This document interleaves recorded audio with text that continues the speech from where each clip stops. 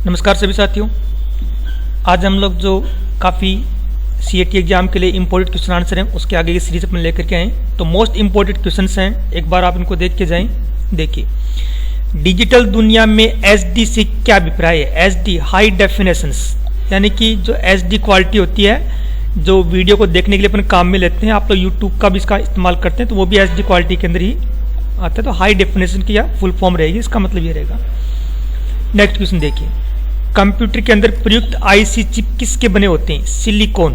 Computer के अंदर जो IC होती है वो किस धातु की बनी होती है, सिलिकॉन धातु की बनी हुई होती है। भारत में निर्मित प्रथम कंप्यूटर का नाम क्या था। भारत में जो कंप्यूटर निर्मित किया गया था, फर्स्ट कंप्यूटर, वो किस नाम से था, सिद्धार्थ के नाम से था। पहले से चल रहे कंप्यूटर को रिस्टार्ट करना क्या कहलाता है, रीबूटिंग। कई बार क्या कंप्यूटर को चल रहे हैं उसको वापस रिस्टार्ट करते हैं या रीबूटिंग करना बोल सकते हैं आप लोग उसको, तो वो रीबूटिंग कहलाएगा। देखिए, जब PC पर हम किसी भी डॉक्यूमेंट्स पर कार्य करते हैं उस समय डॉक्यूमेंट्स में अस्थायी रूप में डाटा होते हैं, वो कहाँ पे स्टोर होते हैं, वो रैम के अंदर। रैंडम एक्सेस जो मेमोरी होती है, कुछ समय के जो डाटा होते हैं वो रैम के अंदर स्टोर होते हैं। पहले कंप्यूटर माउस का निर्माण किसके द्वारा किया गया था, डगलस एल्ज़बर्ट था, उसके द्वारा जो माउस है उसका निर्माण किया गया था, बनाया गया था। भारत का पहला कंप्यूटर इनमें से कहाँ स्थापित किया गया था, भारतीय सांख्यिकी संस्थान कोलकाता। भारत में जो कंप्यूटर लगाया गया था वो फर्स्ट टाइम कहाँ पे स्थापित किया गया था, कोलकाता के अंदर स्थापित किया गया था। वेब पेज, यहाँ पे वेब गलत लिखिए, वेब पेज को रीलोड करने हेतु उनमें से कौन सा बटन दबाया जाता है, रिफ्रेश। और इसकी कीबोर्ड शॉर्टकट F5 होती है, जो यहाँ पे भूल गए लिखना, तो ध्यान रखना। अगर इंटरनेट पे अगर अपन कोई पेज को डाउनलोड करते हैं और किसी कारणवश अगर प्रॉपरली नहीं हो रहा है तो उसको अपन क्या करते हैं, रिफ्रेश करते हैं, जिसको अपन आप ये बोलते हैं। एक्सेल स्प्रेडशीट का एक्सटेंशन क्या है, .xlsx होता है। एक्सेल जो स्प्रेडशीट है उसका एक्सटेंशन है .xlsx होता है। ऑनलाइन बैंकिंग स्टोरेज सिस्टम जिसमें बड़ी मात्रा में डाटा को स्टोर किया जा सकता है वो क्या कहलाता है, मास स्टोरेज कहलाती है। इंपोर्टेंट क्वेश्चन है, ध्यान रखना इसका। ट्रैक बॉल एक उदाहरण है। ट्रैक बॉल जो बच्चों गेम खेलने के लिए काम लेते हैं वो किसका है, पॉइंटिंग डिवाइस का एग्जाम्पल यानी कि उदाहरण है। कीबोर्ड की जिन्हें विशेष कार्यों के लिए प्रोग्राम में किया जा सकता है उन्हें हम क्या कहते हैं, फंक्शन की के नाम से उनको जानते हैं। कीबोर्ड की जो F1 से लेकर F12 तक जो कीज होती हैं उनको अपन बोलते हैं फंक्शन कीज। विंडोज में खुले प्रोग्राम, यानी एक से अधिक जो विंडोज में कोई प्रोग्राम खुले हैं तो उनके आपस में अदला बदली यानी कि उनको स्विचिंग करना चाहते हैं तो कीबोर्ड से Alt+Tab की का यूज करते हैं। वेबसाइट का एड्रेस निम्नलिखित में से क्या कहलाता है, यूनिफॉर्म रिसोर्सेज लोकेटर, URL कहलाता है। किसी भी वेबसाइट का जो एड्रेस होता है वो क्या कहलाता है, URL कहलाता है। भारत में इंटरनेट की सुविधा कब से प्रारंभ हुई थी, 1995 1995 के अंदर भारत की इंटरनेट की जो सुविधा थी वो आरंभ की गई थी। नेक्स्ट क्वेश्चन है, देखिए, www प्रोटोकॉल का उपयोग इनमें से कौन करता है, HTTP hyper text transfer protocol होता है, वो www की द्वारा इसका यूज करते हैं। सबसे अधिक तेज गति का प्रिंटर इनमें से कौन सा है, लेजर प्रिंटर जो होता है वो जो टोनर जिसमें लगा होता है और बड़ी तीव्र गति से क्या है डाटा को जो प्रिंट आउट है वो कागज पर निकालता है। किसी कंप्यूटर के प्रोग्राम में बच्चों के द्वारा प्रयुक्त भाषा प्राय इनमें से कौन सी होती है, तो छोटे बच्चों के लिए जो भाषा होती है वो लोगो लैंग्वेज के नाम से, लोगो भाषा के नाम से इसको जाना जाता है, जो काफी काम में लेते हैं। इंपोर्टेंट क्वेश्चन है, ईमेल के जन्मदाता किसे माना जाता है, सर टॉम लिंसन को ईमेल का है वो जन्मदाता माना गया है। रे टॉमलिंसन को ईमेल का जन्मदाता माना गया है। किसी प्रोग्राम लैंग्वेज को ट्रांसलेटर की जरूरत नहीं थी, किस लैंग्वेज को किसी दूसरे ट्रांसलेटर जो सॉफ्टवेयर उसकी जरूरत नहीं पड़ती, तो वो होती है मशीनी भाषा, जिसे हम लोग बोलते हैं बाइनरी भाषा, 0 और 1, तो उसे किसी अन्य ट्रांसलेटर की जरूरत नहीं पड़ती है। सूचना की उस सबसे छोटी इकाई को क्या कहते हैं जिसमें कंप्यूटर समझ और प्रोसेस कर सकता है, बिट। यानी कंप्यूटर में कोई भी सूचना आती है हमेशा बिट के रूप में क्या संग्रहित की जाती है।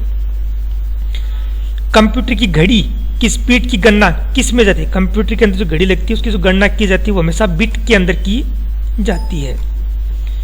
लाइट पेन जो आजकल डिजिटल यूज कम करते हैं वह भी एक प्रकार की इनपुट डिवाइस होती है। माइक्रोसॉफ्ट वर्ड 2010 में सेव एज हेतु शॉर्टकट की, यानी कि एक तो होता है सेव, एक होता है सेवेज। सेवेज का यूज हम क्या कर सकते हैं, पहले से बनी फाइल को कोई नए नाम से अगर सेव करना चाहते हैं तब इसका यूज करते हैं। डेटा ट्रांसफर का सबसे तेज माध्यम क्या है, OFC, ऑप्टिकल फाइबर केबल। इसके अंदर कोई वायर वगैरह नहीं होता है, ध्यान रखना।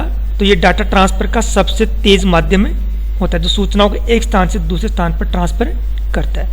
माइक्रोसॉफ्ट वर्ड 2010 में सहायता खोलने के लिए शॉर्टकट कुंजी कौन सी होती है, अगर आप किसी चीज की कोई हेल्प लेना चाहते हैं तो इसके लिए कीबोर्ड से फंक्शन की F1 को दबाना अपने को होता है। नेक्स्ट क्वेश्चन, वर्ड 2010 में वर्तनी और व्याकरण की जांच के लिए शॉर्टकट कुंजी क्या होती है, F7।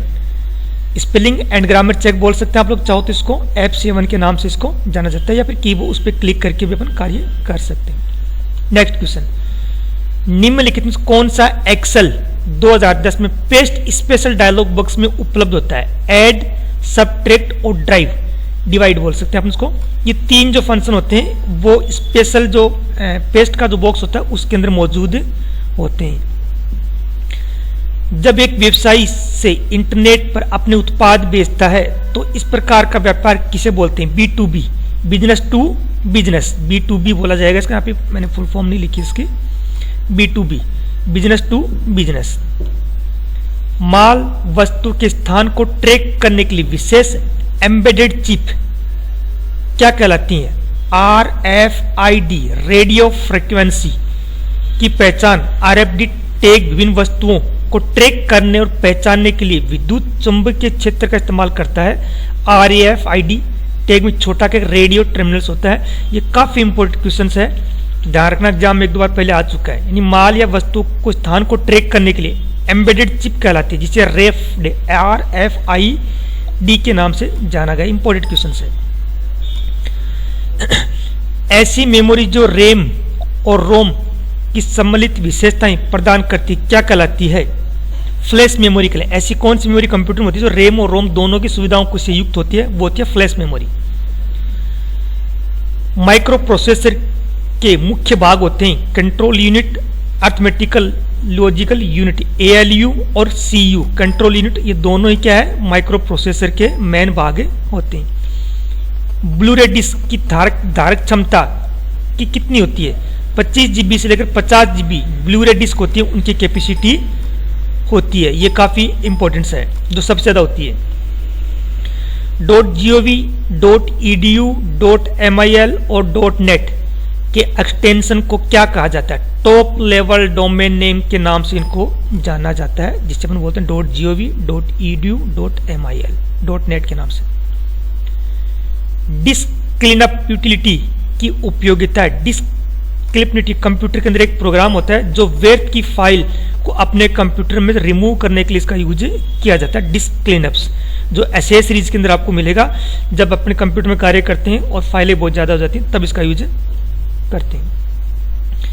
कंप्यूटर की किस मेमोरी को रैम से अक्सर प्रयोग की जाने वाली सूचनाओं को संग्रह करने में प्रयोग किया जाता है, कैश मेमोरी।